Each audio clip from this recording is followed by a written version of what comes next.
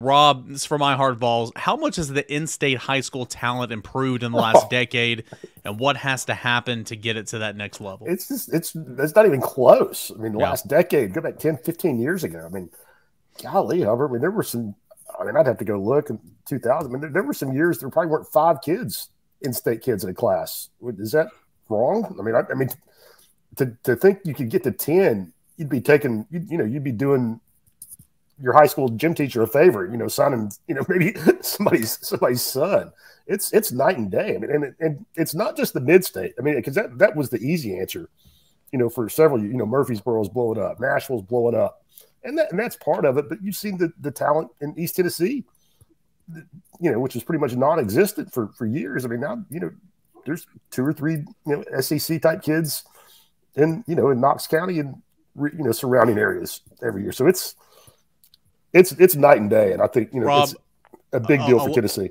11 or 12 years ago, when I was playing high school in this area, it was Devin Young who was a D1 talent. The kid from Sullivan South, quarterback.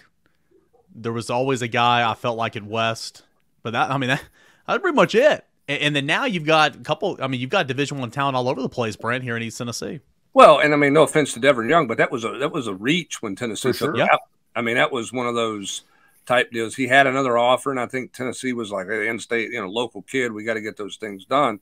I mean, you look at it. I mean, there are two NFL wide receivers right now who played in basically Anderson County. I mean, when you talk about Amari Rogers playing at Catholic, and you got T. Higgins playing at Oak Ridge, and they're both in the National Football League. Harrison Smith's still in the National Football League. I mean, it's gotten better and better and continues to get better. It's never going to be Texas, Matt. It's never going to be Georgia. It's not going to be Florida. But I tell you right now, it's a heck of a lot better than it's ever been. The downside to it is it's a heck of a lot more challenging to Tennessee than it's ever been, because there's a lot of transient people in the state of Tennessee now. Yeah, absolutely. I mean, when you're Tennessee and you look at that and the way that you've got to try to recruit, and a lot of this talent's at private schools across the state, and I think that makes it even harder, a lot of times, because like you said, these folks move in from, outside the state. They don't have ties, but that doesn't change the fact that they're a really good player. They're now an in-state recruit, and if you're Tennessee, you're supposed to go land them.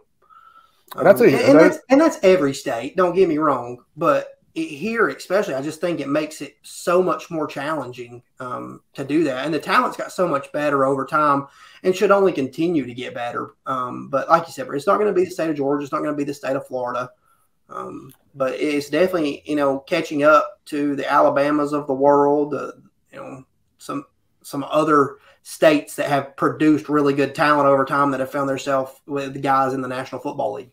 And the talent, not so much Nashville really, but I mean, historically, so much of the talent has been, in the western part of the state, Memphis, and I don't know. Me and Brent, you and I have said this a million times over the years. I mean, how many SEC schools can you get to from Memphis quicker than you can get to Knoxville? I mean, a bunch, and that's always been, the challenge. But the good news for Tennessee that the talent is not as concentrated there as it was 15 years ago.